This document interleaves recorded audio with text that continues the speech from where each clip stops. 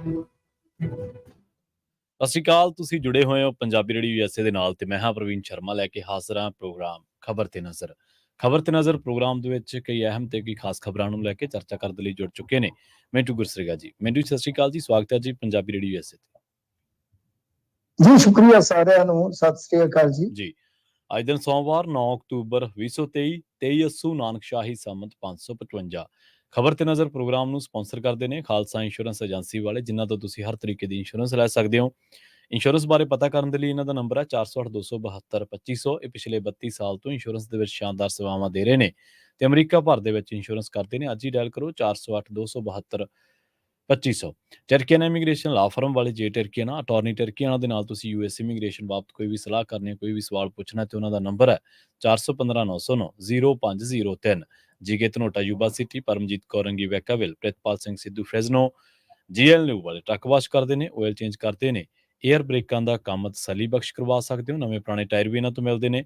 Location ਸਹਿਤਾ ਨੇਲਾ ਦੀ ਨਿਮਾ ਸੋਤਾ ਦੇ ਨਾਲ ਗੱਲ ਕੀਤੀ ਜਾ ਸਕਦੀ ਹੈ 209 277 0113 ਤੇ ਤਿਮਕੇ ਮਾਰਕੀਟ ਕਸ਼ਮੀਰ ਸਿੰਘ ਸੈਕਰਾਮੈਂਟੋ ਤੋਂ। ਇਹਨਾਂ ਸਾਰੇ ਹੀ ਸਪਾਂਸਰਸ ਦਾ ਬਹੁਤ ਬਹੁਤ ਧੰਨਵਾਦ। ਤੇ ਜੇਕਰ ਤੁਸੀਂ ਵੀ ਪੰਜਾਬੀ ਰੇਡੀਓ ਯੂਐਸਏ ਦੇ ਇਹਨਾਂ ਪ੍ਰੋਗਰਾਮਾਂ ਨੂੰ ਸਪਾਂਸਰ ਕਰਨਾ ਚਾਹੁੰਦੇ ਹੋ ਤਾਂ ਸਟੂਡੀਓ ਦਾ ਨੰਬਰ ਹੈ 408 272 5200। ਪੰਜਾਬੀ ਰੇਡੀਓ ਯੂਐਸਏ ਦੇ ਪ੍ਰੋਗਰਾਮ ਖਬਰ ਤੇ ਨਜ਼ਰ ਨੂੰ ਤੁਸੀਂ ਇਸ ਵੇਲੇ ਸੁਣ ਰਹੇ ਹੋ AM FM ਸਟੇਸ਼ਨਸ ਦੇ ਨਾਲ ਨਾਲ ਰੇਡੀਓ ਸੈੱਟ ਤੇ, ਨੈਟ ਤੇ, mobile app, social media platforms, Facebook, YouTube ਤੇ ਸੁਣ ਰਹੇ ਹੋ, ਦੇਖ ਰਹੇ ਹੋ। ਸਾਰੇ ਹੀ ਦਰਸ਼ਕਾਂ ਤੇ ਸਰੋਤਿਆਂ ਦਾ ਪ੍ਰੋਗਰਾਮ ਖਬਰ ਤੇ ਨਜ਼ਰ ਦੇ ਵਿੱਚ ਸਵਾਗਤ ਹੈ। ਮਿੰਟੂ ਜੀ, ਖਬਰਾਂ ਦੇ ਵੱਲ ਆਈਏ ਤੇ ਸ਼ੁਰੂਆਤ ਕਰੀਏ ਇਸ ਵੇਲੇ ਦੀ ਵੱਡੀ ਕੌਮਾਂਤਰੀ ਟਸਲ ਤੋਂ। ਹਮਾਸ ਤੇ ਇਜ਼ਰਾਈਲ ਦੇ ਜਵਾਬੀ ਹਮਲੇ ਦਾ ਐਲਾਨ ਹੋ ਗਿਆ ਜੀ। ਦੇਖੋ, ਇਹ ਤਾਂ ਤੈਅ ਹੀ ਹੈ ਨਾ ਕਿ ਇਜ਼ਰਾਈਲ ਜਵਾਬੀ ਹਮਲਾ ਤੇ ਕਰੇਗਾ ਹੀ ਕਰੇਗਾ, ਤੇ ਸਾਫ਼ ਹੈ, ਸਪਸ਼ਟ ਹੈ ਇਜ਼ਰਾਈਲ ਨੇ ਜਵਾਬ ਦੇਣਾ ਹੀ ਦੇਣਾ ਹੈ। ਹੁਣ ਕਿਉਂਕਿ ਜਿਹੜੇ ਬੰਦੇ ਹਮਾਸ ਵਾਲੇ ਆ ਉਹ ਕਿਤੇ ਹੈ ਤਾਂ ਨਹੀਂ, ਉਹ ਇੱਕੋ ਜਗ੍ਹਾ ਤੇ ਹੀ ਹੈ ਨਾ। ਇਜ਼ਰਾਈਲ ਫਿਲਿਸਤੀਨ ਦੇ ਵਿੱਚ ਬਣਿਆ ਤੇ ਉੱਥੇ ਹੀ ਗਾਜ਼ਾ ਪੱਟੀ, ਉੱਥੇ ਵੈਸਟ ਬੈਂਕ, ਉੱਥੇ ਇਜ਼ਰਾਈਲ ਆ, ਸਾਰੇ ਤਾਂ ਉੱਥੇ ਹੀ ਰਹਿੰਦੇ ਆ ਜੀ। ਹੁਣ ਰੌਲਾ ਤੇ ਪ੍ਰੋਬਲਮ ਜਿਹੜੀ ਹੈ ਉਹ ਇਹੋ ਆ ਕਿ ਇਜ਼ਰਾਈਲ ਨੇ ਬੇਸ਼ੱਕ ਕਿਹਾ ਕਿ ਸਾਰੀ ਗਾਜ਼ਾ ਪੱਟੀ ਜਿਹੜੀ ਉਹ ਕਾਬੂ ਕਰ ਲਓ, ਪਰ ਹੁਣ ਉਹਦੇ ਚ ਹਮਾਸ ਤੋਂ ਇਲਾਵਾ ਲੱਖਾਂ ਦੂਸਰੇ ਸਿਵਿਲੀਅਨ ਵੀ ਤੇ ਰਹਿੰਦੇ ਨੇ ਨਾ ਜੀ। ਜਦੋਂ ਤੁਸੀਂ ਮਤਲਬ ਕਿ ਉੱਥੇ ਜਾ ਕੇ ਦਸਤ ਪੰਜਾ ਲਾਓਗੇ, ਬੰਦੇ ਸ਼ਾਂਤ ਹੋਗੇ, ਹਮਲਾ ਕਰੋਗੇ, ਕੁਛ ਵੀ ਹੈ ਤਾਂ ਨੁਕਸਾਨ ਉਹਨਾਂ ਦਾ ਵੀ ਹੋਣਾ। ਜਿਵੇਂ ਉਹਨਾਂ ਨੇ ਕੀਤਾ ਇਹਨਾਂ ਦੇ ਬੰਦਿਆਂ ਦਾ ਨੁਕਸਾਨ, ਬੱਚਿਆਂ ਦਾ ਨੁਕਸਾਨ, ਮੈਂ ਕਹਿੰਦਾ ਕਹਿ ਰਿਹਾ, ਪਰ ਏਡਾ ਤਗੜਾ ਹਮਲਾ ਤੇ ਪੈਰਾਗਲਾਈਡਰ ਦੇ ਜਰੀਏ ਵੀ, ਸਪੀਡ ਬੋਟ ਦੇ ਵੀ ਜਰੀਏ, ਬਲਡੋਜ਼ਰਾਂ ਦੇ ਨਾਲ, ਤੁਸੀਂ ਦੇਖੋ ਸਾਰਾ ਡਿਫੈਂਸ ਸਿਸਟਮ, ਸਾਰੀ ਇੰਟੈਲੀਜੈਂਸੀ, ਸਾਰੀ ਜਿੰਨੀ ਤਾਰਬੰਦੀ ਸੀ, ਸਾਰਾ ਕੁਝ ਹੀ ਬੇਕਾਰ ਹੋ ਗਿਆ। ਤਾਂ ਫਿਰ ਉਹਨਾਂ ਨੇ ਜੋ ਅੰਤਕ ਮਚਾਇਆ, ਜੋ ਵਹਿਸ਼ੀ ਖੇਡ ਖੇਡੀ ਹੈ, ਸਭ ਨੂੰ ਪਤਾ ਹੈ। ਤਾਂ ਹੁਣ ਇਹ ਤੇ ਸਾਫ਼ ਹੈ, ਇਹਨਾਂ ਨੇ ਆਖਿਆ ਕਿ 1 ਲੱਖ ਫੌਜ ਜਿਹੜੀ ਆ ਉਹ ਗਾਜ਼ਾ ਬਾਰਡਰ ਤੇ ਤੈਨਾਤ ਕਰ ਦਿਓ ਤੇ ਨਾਲ ਬੈਕਅਪ ਤੇ 3 ਲੱਖ ਫੌਜ ਨੂੰ ਕਿਹਾ। ਹੁਣ ਦਿੱਕਤ ਇਹੋ ਆ ਕਿ ਇਜ਼ਰਾਈਲ ਨਾ ਤਾਂ ਪਿੱਛੇ ਹਟ ਸਕਦਾ। ਦੂਜੀ ਚੀਜ਼ ਇਹ ਹੈ ਨਾ ਕਿ ਜਿਹੜੇ ਸਭ ਤੋਂ ਆਪਾਂ ਕਹੀਏ ਕਿ ਇਹਨਾਂ ਵਾਸਤੇ ਨਕਾਰਾਤਮਕ ਪੱਖ ਹੈ, ਇੱਕ ਤਾਂ ਜਿਹੜਾ ਬੈਂਜਾਮਿਨ ਨੇਤਨਯਾਹੂ ਹੈ ਉਹ ਪਹਿਲਾਂ ਹੀ ਘਰੇਲੂ ਮੁਹਾਜ਼ ਤੇ ਘਿਰਿਆ ਪਿਆ ਸੀਗਾ ਜੀ। ਕੁਝ ਸੰਵਿਧਾਨਕ ਤਬਦੀਲੀਆਂ ਜਿਹੜੀਆਂ ਕੀਤੀਆਂ, ਤਾਂ ਇਹ ਹਮਾਸ ਨੂੰ ਬਹੁਤ ਐਡਵਾਂਟੇਜ ਮਿਲਿਆ ਇਹਨਾਂ ਚੀਜ਼ਾਂ ਦਾ ਕਿ ਇੱਕ ਪਾਸੇ ਹਮਾਸ ਸੀਗਾ ਜਿਹੜਾ ਉਹਦੇ ਤੇ ਵੀ ਦਬਾਅ ਵੱਧ ਰਿਹਾ ਸੀਗਾ ਕਿਉਂਕਿ ਅਲ ਅਕਸਾ ਦੇ ਵਿੱਚ ਮਸਜਿਦ ਦੇ ਵਿੱਚ ਪੁਲਿਸ ਵੜ ਗਈ ਇਜ਼ਰਾਈਲ ਦੀ। ਇਹ ਇੱਕ ਬੜੀ ਵੱਡੀ ਘਟਨਾ ਸੀ ਅਪ੍ਰੈਲ 2023 ਦੇ ਵਿੱਚ, ਕਿਉਂਕਿ ਮੇਨ ਦੇਖੋ ਲੜਾਈ ਜਿਹੜੀ ਹੈ ਨਾ, ਲੜਾਈ ਤਾਂ ਇਹੀ ਹੈ ਨਾ, ਇਜ਼ਰਾਈਲ ਤਾਂ ਬਣ ਗਿਆ, ਮੇਨ ਲੜਾਈ ਯਰੂਸ਼ਲਮ ਦੀ ਹੈ ਜੀ। ਯਰੂਸ਼ਲਮ ਸ਼ਹਿਰ ਤਿੰਨਾਂ ਧਰਮਾਂ ਵਾਸਤੇ ਪਵਿੱਤਰ ਹੈ, ਵੈਸਟਰਨ ਵਾਲ ਯਹੂਦੀਆਂ ਦੀ, ਫਿਰ ਜੋ ਹੈ ਹਰਮ ਅਲ ਸ਼ਰੀਫ ਉਹ ਮੁਸਲਮਾਨਾਂ ਦਾ, ਫਿਰ ਆਗੇ ਸਾਈ। ਇਸ ਕਰਕੇ ਉੱਥੇ ਇਹ ਟਸਲ ਸ਼ੁਰੂ ਹੋਈ। ਫਿਰ ਦੂਸਰੇ ਪਾਸੇ ਜੇ ਤੁਸੀਂ ਦੇਖੋਗੇ ਹਾਲਾਤ ਕੁਛ ਇਸ ਤਰ੍ਹਾਂ ਦੇ ਸੀਗੇ ਕਿ ਸਾਊਦੀ ਅਰਬ ਨੂੰ ਅਮਰੀਕਾ ਨੇੜੇ ਲਿਆ ਰਿਹਾ ਸੀ ਇਜ਼ਰਾਈਲ ਦੇ। ਜੇ ਇੱਕ ਚੀਜ਼ ਹੋਰ ਆਪਾਂ ਇਸ ਚੀਜ਼ ਤੇ ਥੋੜਾ ਜਿਹਾ ਗੌਰ ਕਰ ਲਈਏ, ਅੱਗੇ ਜਿਵੇਂ ਇਹਨਾਂ ਨੇ ਕੁਝ ਮੁਲਕਾਂ ਤੋਂ ਮਾਨਤਾ ਦਬਾ ਦਿੱਤੀ ਜੀ, UAE ਤੋਂ ਦਬਾ ਦਿੱਤੀ ਸੀਗੀ, ਸ਼ਾਇਦ ਇੱਕ ਮੁਲਕ ਹੋਰ ਸੀਗਾ, ਬਹਿਰੀਨ ਸੀ ਮੈਨੂੰ ਲੱਗਦਾ। ਇਦਾਂ ਮਤਲਬ ਕਿ ਵੱਡੇ ਜਿਹੜੇ ਆਪਾਂ ਕਹਿ ਲਈਏ ਕਿ ਨਾਮੀ ਮੁਲਕ ਸੀਗੇ, ਤਾਂ ਉਹਨਾਂ ਨੇ ਇਹਨਾਂ ਨੂੰ ਦੇ ਦਿੱਤੀ ਮਾਨਤਾ। ਹੁਣ ਜੇ ਮੰਨ ਲਓ ਸਾਊਦੀ ਵੀ ਮਾਨਤਾ ਦੇ ਦਿੰਦਾ ਤਾਂ ਖੇਡ ਹੀ ਖਤਮ ਹੈ ਨਾ। ਗੇਮ ਤਾਂ ਇਹੀ ਲੱਗ ਰਹੀ ਸੀਗੀ। ਤਾਂ ਫਿਰ ਦੂਸਰੇ ਪਾਸੇ ਹੁਣ ਇੱਕ ਚੀਜ਼ ਹੋਰ ਵੇਖਣ ਵਾਲੀ ਹੈ ਨਾ ਕਿ ਇਹ ਕਹਾਣੀ ਕਿੱਧਰ ਨੂੰ ਹੋ ਤੁਰੀ ਆ। ਇਹ ਕਹਾਣੀ ਹੌਲੀ ਹੌਲੀ ਈਸਾਈ ਬਨਾਮ ਇਸਲਾਮ ਦੇ ਯੁੱਧ ਦੇ ਵਿਚਾਲੇ ਜਿੱਦਾਂ ਕਹਿ ਲਈਏ ਕਿ ਤੁਰੀ ਜਾਂਦੀ ਆ ਜੀ। ਦੂਸਰੇ ਪਾਸੇ ਹੁਣ ਈਰਾਨ ਹੈ, ਹਮਾਸ ਦਾ ਹਮੈਤੀ, ਹਿਜਬੁੱਲਾ ਆ ਗਿਆ। ਅੱਜ ਇੱਥੇ ਇੰਡੀਆ ਦੇ ਟਾਈਮਸ ਆਫ ਇੰਡੀਆ ਨੇ ਪਹਿਲੀ ਦਾਅਵਾ ਕੀਤਾ ਕਿ ਤਾਲਿਬਾਨ ਵੀ ਇੱਕ ਸੇਫ ਪੈਸੇਜ ਮੰਗ ਰਿਹਾ ਹੈ ਇਰਾਕ ਤੇ ਈਰਾਨ ਤੋਂ ਕਿ ਸਾਨੂੰ ਉੱਥੇ ਪਹੁੰਚਣ ਦਾ ਮੌਕਾ ਦੇ। ਅਸੀਂ ਦੇਖਦੇ ਹਾਂ ਜੋ ਕੁਝ ਹੋ ਰਿਹਾ। ਇਹ ਇਧਰਲੇ ਪਾਸੇ ਤੁਰਕੀ ਵੀ ਹੈ ਬੈਕ ਤੇ ਦੂਸਰੇ ਲਾਗੇ ਪਾਸੇ ਵਾਲੇ ਤਾਂ ਮੁਸਲਮ ਦੇਸ਼ ਹੀ ਹੈਗੇ ਆ। ਤਾਂ ਇਧਰ ਦੂਜੇ ਪਾਸੇ ਇਜ਼ਰਾਈਲ ਹੈ, ਇੰਡੀਆ ਹੈ। ਤਾਂ ਉਧਰ ਈਰਾਨ ਤੋਂ ਇਲਾਵਾ ਸਭ ਤੋਂ ਵੱਡੀ ਗੱਲ ਹੈ ਕਿ ਰਸ਼ੀਆ ਤੇ ਵੈਸਟ ਅੱਗੇ ਹੀ ਆਮੋ ਸਾਹਮਣੇ, ਨਾਟੋ ਆਮੋ ਸਾਹਮਣੇ। ਤਾਂ ਇਹ ਕਹਾਣੀ ਕਿੱਧਰ ਨੂੰ ਹੋ ਤੁਰੀ ਆ। ਯਾਨੀ ਇਹ ਕੋਈ ਇਹ ਨਹੀਂ ਹੈਗਾ ਕਿ ਕੱਲਾ ਫਿਲਿਸਤੀਨ ਇਜ਼ਰਾਈਲ ਤੱਕ ਹੀ ਇਹ ਚੱਲ ਜਾਏਗਾ। ਹੁਣ ਦੇਖੋ ਯੂਕਰੇਨ, ਰਸ਼ੀਆ, ਫਿਲਿਸਤੀਨ ਤੇ ਆ ਹੋ ਗਿਆ ਇਜ਼ਰਾਈਲ। ਤੇ ਮੈਨੂੰ ਲੱਗਦਾ ਕਿ ਇਸ ਉੱਤਰ ਥੱਲੀ ਵਾਲੇ ਮਾਹੌਲ ਦੇ ਵਿੱਚ ਚਾਈਨਾ ਕਿਤੇ ਉਹਨਾਂ ਤੇ ਅਟੈਕ ਕਰਦੇ ਤਾਈਵਾਨ ਵਾਲੇ ਤੇ ਆ ਸਾਲ ਖੰਡ ਦੇ ਵਿੱਚ ਇਹ ਵੀ ਹੋ ਸਕਦਾ ਕਿਉਂਕਿ ਉਲਝਣ ਤਾਂ ਪਈ ਵੀ ਹੈ ਜੀ। ਚਾਈਨਾ, ਰਸ਼ੀਆ ਹੁਣ ਇੱਕ ਉਹਨਾਂ ਦਾ ਆਪਣਾ ਗੱਠਜੋੜ ਬਣ ਰਿਹਾ। ਸੋ ਸਾਊਦੀ ਮਾਨਤਾ ਨਾ ਦੇ ਦੇਵੇ, ਇਹ ਇਸ ਗੱਲ ਦਾ ਵੀ ਦਬਾਅ ਸੀ। ਅਲੈਕਸਾ ਵਾਲਾ ਵੀ ਮੈਂ ਤੁਹਾਨੂੰ ਦੱਸਿਆ, ਕੁਝ ਉਹਨਾਂ ਦੇ ਹਾਲਾਤ ਸਿਆਸੀ ਤੌਰ ਤੇ ਨੇਤਨਯਾਹੂ ਦੇ ਖਰਾਬ ਸੀਗੇ। ਇਹ ਹਮਲਾ ਬੜਾ ਸੋਚ ਕੇ ਵਿਉਂਤ ਕੇ ਕਰ ਦਿੱਤਾ ਗਿਆ। ਪਰ ਹੁਣ ਹਮਲੇ ਤੋਂ ਬਾਅਦ ਜਵਾਬੀ ਹਮਲਾ ਤੇ ਹੈ ਹੀ ਹੈ, ਉਹ ਤੇ ਪੋਸੀਬਲ ਹੈਗਾ ਹੀ ਆ। ਪਰ ਦੂਜੇ ਪਾਸੇ ਜੇ ਤੁਸੀਂ ਵੇਖੋਗੇ ਤਾਂ ਇਹ ਲੜਾਈ ਜਾਂ ਵੀ ਵੱਧ ਸਕਦੀ ਹੈ। ਜਿੱਦਾਂ ਆਪਾਂ ਦੇਖ ਰਹੇ ਹਾਂ ਕਿ ਗੱਠਜੋੜ ਨੇ ਧੁਰੇ ਨੇ ਤਾਕਤਾਂ ਦੇ, ਤਾਂ ਉਹ ਵੀ ਕਹਾਣੀ ਜਿਹੜੀ ਆ ਉਹ ਵਾਪਰ ਸਕਦੀ ਹੈ। ਬਾਕੀ ਆਪਾਂ ਤੇ ਸੌਖੀ ਸੋਚ ਸਕਦੇ ਹਾਂ। ਇਜ਼ਰਾਈਲ ਦੇ ਵਿੱਚ ਜਿੰਨੇ ਮਰੇ ਨੇ ਦੁਪਹਿਰ ਤੱਕ, ਇੱਥੇ ਇੰਡੀਆ ਦੇ ਦੁਪਹਿਰ ਤੱਕ 1100 ਗਿਣਤੀ ਸੀਗੀ, ਜਿਹਦੇ ਚ 400 ਫਿਲਿਸਤੀਨੀ ਤੇ 700 ਦੇ ਕਰੀਬ ਇਜ਼ਰਾਈਲੀ ਸੀਗੇ। ਹੁਣ ਇਹ ਖਬਰ ਆ ਰਹੀ ਆ ਕਿ ਅਮਰੀਕਾ ਦੇ 9 ਤੇ ਯੂਕੇ ਦੇ 10 ਨਾਗਰਿਕਾਂ ਦੀ ਮੌਤ ਹੋਈ ਆ। ਕੁਝ ਨੇਪਾਲੀ ਸਟੂਡੈਂਟ ਵੀ ਮਰ ਗਏ। ਹਾਲਾਂਕਿ ਇਹ ਆ ਕਿ ਇੰਡੀਆ ਦੀ ਕੋਈ ਹੁਣ ਤੱਕ ਇਹੋ ਜਿਹੀ ਕੋਈ ਦੁਖਦ ਖਬਰ ਨਹੀਂ ਆਈ। ਪਰ ਜੋ ਵੀ ਹੈ ਦੁਨੀਆ ਭਰ ਦੇ ਵਿੱਚ ਇਸ ਖਬਰ ਨੂੰ ਵੇਖਿਆ ਜਾ ਰਿਹਾ, ਆਪੋ ਆਪਣੇ ਹਿਸਾਬ ਨਾਲ ਵਿਸ਼ਲੇਸ਼ਣ ਕੀਤਾ ਜਾ ਰਿਹਾ। ਪਰ ਮੈਂ ਤੇ ਇਸ ਗੱਲ ਤੋਂ ਥੋੜਾ ਜਿਹਾ ਕਿਤੇ ਨਾ ਕਿਤੇ ਘਬਰਾਉਣਾ ਕਿ ਇਹ ਜਿਹੜੇ ਚੱਲਦੇ ਪਏ ਨੇ ਇਹ ਇੱਥੇ ਕੰਮ ਰੁਕ ਜਾਵੇ ਤਾਂ ਠੀਕ ਆ। ਜੇ ਚਾਈਨਾ ਨੇ ਵੀ ਉਧਰੋਂ ਕੰਮ ਛੇੜ ਦਿੱਤਾ ਨਾ ਤਾਂ ਬਹੁਤ ਔਖਾ ਹੋ ਜਾਏਗਾ ਦੁਨੀਆ ਦਾ। ਜੀ ਜੀ। ਤੇ ਮਿੰਟੂ ਜੀ, ਰੁਖ ਕਰੀਏ ਪੰਜਾਬ ਦੀ ਸਿਆਸਤ ਦੇ ਨਾਲ ਜੁੜੀਆਂ ਖਬਰਾਂ ਦੀ। ਸੁਖਪਾਲ ਖਹਿਰਾ ਦੀ ਗ੍ਰਿਫਤਾਰੀ ਦਾ ਮਾਮਲਾ ਹਾਈ ਕੋਰਟ ਪਹੁੰਚ ਗਿਆ ਜੀ। ਦੇਖੋ ਇਹਦੇ ਚ ਕੀ ਹੈ ਕਿ ਹਾਈ ਕੋਰਟ ਚ ਤੇ ਉਹ ਚਲੇ ਗਏ ਸੀ ਪਹਿਲਾਂ ਹੀ। ਹਾਈ ਕੋਰਟ ਦੇ ਵਿੱਚ ਸੁਣਵਾਈ ਹੋਵੇ ਉਸ ਤੋਂ ਪਹਿਲਾਂ ਹੀ ਇੱਕ ਜੱਜ ਨੇ ਆਪਣਾ ਨਾਮ ਜਿਹੜਾ ਵਾਪਸ ਲੈ ਲਿਆ ਸੀਗਾ। ਜੀ ਜੀ। ਜਦੋਂ ਨਾਮ ਵਾਪਸ ਲੈ ਲਿਆ ਤੇ ਫਿਰ ਜਿਹੜਾ ਹੁੰਦਾ ਨਾ, ਮਤਲਬ ਕਿ ਜੱਜ ਜਦੋਂ ਵਾਪਸ ਲੈ ਲੈਂਦੇ ਆ ਤਾਂ ਇੱਕ ਪ੍ਰੋਸੀਜਰ ਹੁੰਦਾ ਕਿ ਚੀਫ ਜਸਟਿਸ ਦੇ ਕੋਲ ਜਾਂਦਾ ਮਾਮਲਾ। ਚੀਫ ਜਸਟਿਸ ਫਿਰ ਦੁਬਾਰਾ ਤੋਂ ਬੈਂਚ ਅਲਾਟ ਕਰਦਾ ਕਿ ਇਹ ਪਟੀਸ਼ਨ ਫਲਾਣਾ ਬੈਂਚ ਹੁੰਦਾ। ਤਾਂ ਜਦੋਂ ਅੱਜ ਚਿਤਕਾਰਾ ਸਾਹਿਬ ਕੋਲ ਗਈ ਇਹ ਜਸਟਿਸ ਚਿਤਕਾਰਾ ਕੋਲ ਪਟੀਸ਼ਨ, ਤਾਂ ਉਹਦਾ ਗਰਾਊਂਡ ਇਹੋ ਸੀਗਾ ਕਿ ਸੁਪਰੀਮ ਕੋਰਟ ਚ ਜਦੋਂ ਸੁਖਪਾਲ ਸਿੰਘ ਖਹਿਰਾ ਗਏ ਤਾਂ ਉਹਨਾਂ ਨੂੰ ਉੱਥੋਂ ਰਾਹਤ ਮਿਲੀ ਆ, ਬਾਵਜੂਦ ਇਸ ਦੇ ਇਹਨਾਂ ਨੇ ਜੋ ਗ੍ਰਿਫਤਾਰੀ ਕੀਤੀ ਆ ਉਹ ਗਲਤ ਹੈ। ਜੀ ਜੀ।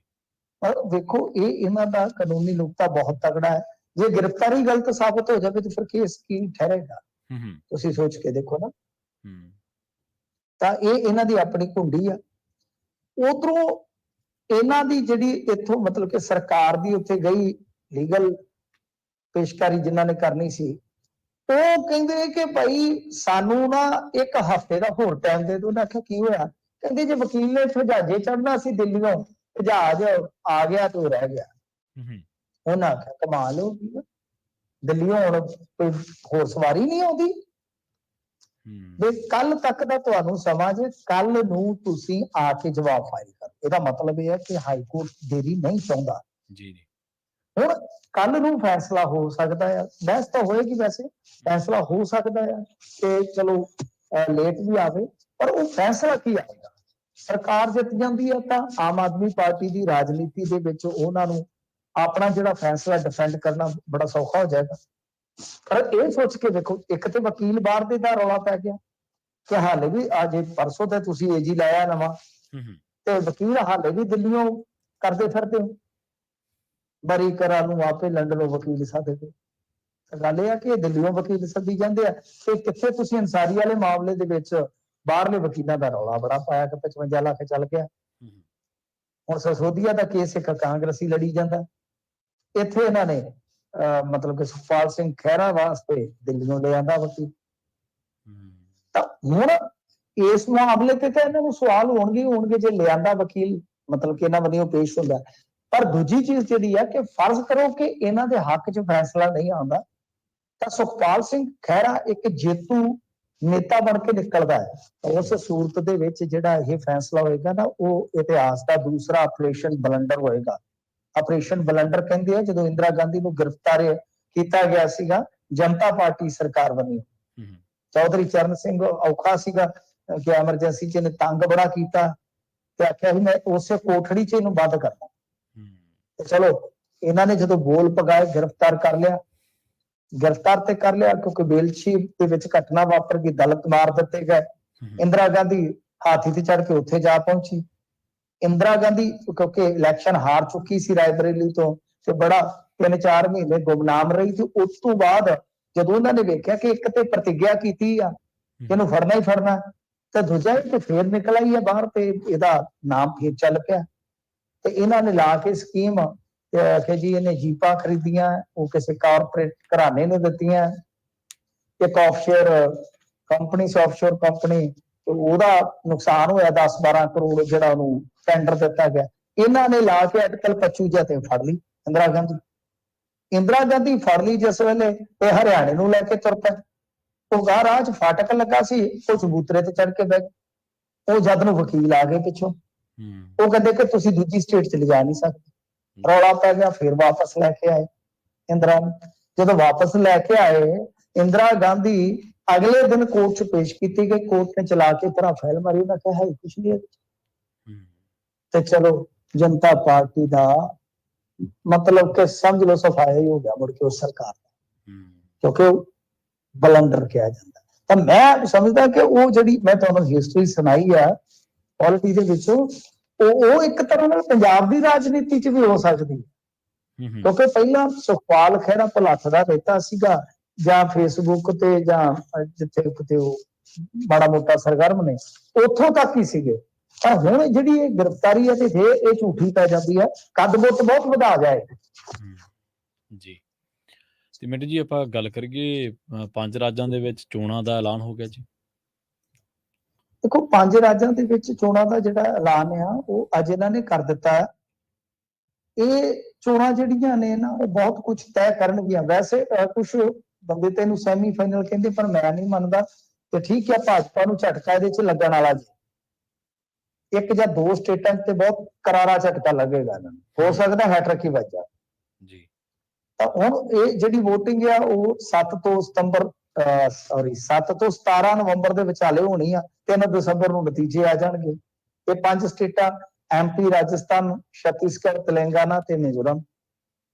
ਇਹ ਵਿਧਾਨ ਸਭਾ ਇਲੈਕਸ਼ਨ ਜਿਹੜੇ ਆ ਤਕਰੀਬਨ 27 ਦਿਨ ਚੱਲਣਗੇ। ਤੇ ਸਭ ਤੋਂ ਪਹਿਲਾਂ ਮਿਜ਼ੋਰਮ ਦੇ ਵਿੱਚ 7 ਨਵੰਬਰ ਨੂੰ ਇਲੈਕਸ਼ਨ ਹੋਏਗਾ। ਉਸ ਤੋਂ ਬਾਅਦ ਮੱਧ ਪ੍ਰਦੇਸ਼ ਦੀ ਵਾਰੀ ਜਿਹੜੀ ਆ ਉਹ 17 ਨਵੰਬਰ ਨੂੰ ਆਏਗੀ। ਤਾਂ ਮਤਲਬ ਕਿ ਤਰੀਕਾ ਦਾ ਐਲਾਨ ਕਰ ਦਿੱਤਾ ਗਿਆ। ਉਸੇ ਤਰ੍ਹਾਂ ਹੀ ਅੱਜ ਕੁਝ ਵੋਟਰ ਸੂਚੀਆਂ ਦਾ ਵੀ ਜਿੱਦਾਂ ਸੀਗਾ ਥੋੜਾ ਜਿਹਾ, ਉਸ ਤੋਂ ਬਾਅਦ ਹੁਣ ਉਮੀਦਵਾਰਾਂ ਦੀਆਂ ਲਿਸਟਾਂ ਵੀ ਆਉਣੀਆਂ ਸ਼ੁਰੂ ਹੋ ਗਈਆਂ। ਸਾਰਾ ਯਾਨੀ ਜਿਹੜਾ ਕੰਮ ਸੀਗਾ ਉਹ ਨੱਕੀ ਹੋ ਗਿਆ।